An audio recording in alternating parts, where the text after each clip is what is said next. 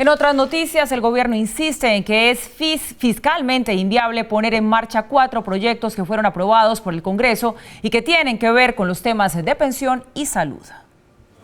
El gobierno anunció que podría objetar al menos 4 de los proyectos de ley aprobados en el Congreso, porque aseguran que no cuenta con el aval fiscal.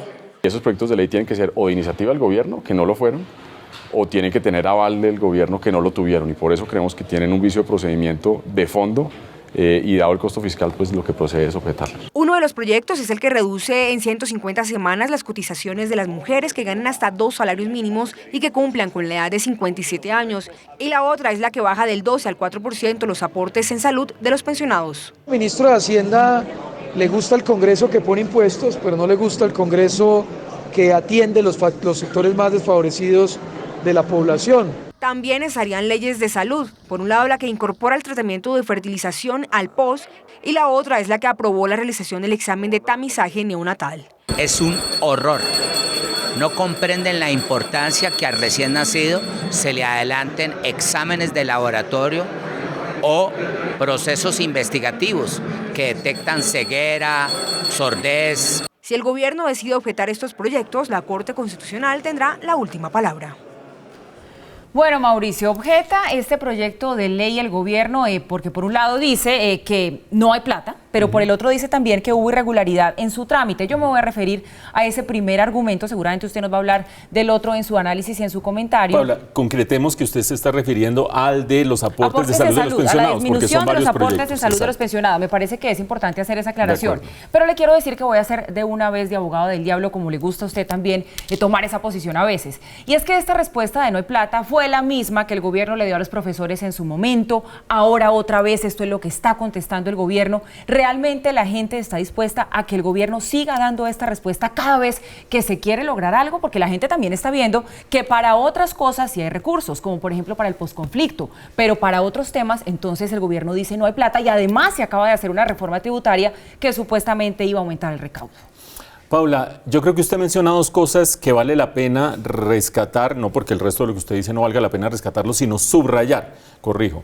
¿Por qué? Porque le dan la dimensión a esta situación que se presenta de la posible objeción del gobierno de la ley en concreto que reduce los aportes de salud de los pensionados. El gobierno dice, esta ley significaría erogaciones por 3 billones de pesos al año para el gobierno. Usted dice, una reforma tributaria. La reforma tributaria representa entre 6 y 7 billones de pesos al año, según las cuentas que ha hecho el mismo gobierno. Por lo tanto, se iría casi media reforma tributaria si se llegara a aprobar esta ley. Usted dice, sí hay recursos de la reforma, yo le digo, pues hombre, si la reforma en realidad estaba tratando de tapar un hueco de 24 billones de pesos que se generó con la caída del precio del petróleo, creo que destinarle media reforma tributaria a una ley para pensionados que es totalmente plausible y totalmente legítima, pero que no hay plata, creo que sería inconveniente. Eso por una parte. Por otra parte, usted dice, los colombianos terminarán aceptándole al gobierno el tema de que no hay plata y no hay plata.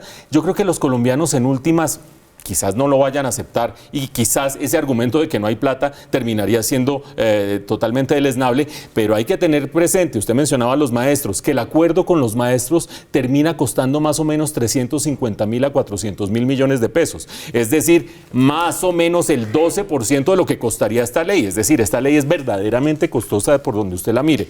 Lo que yo sí creo que los colombianos deberían tener presente, no para este caso, sino para todos los casos sobre todo ahora que nos van a empezar a pintar pajaritos en el aire a los candidatos, es que una cosa dice una persona como candidato presidencial, ya sea para la reelección, y otra cosa cuando está elegido.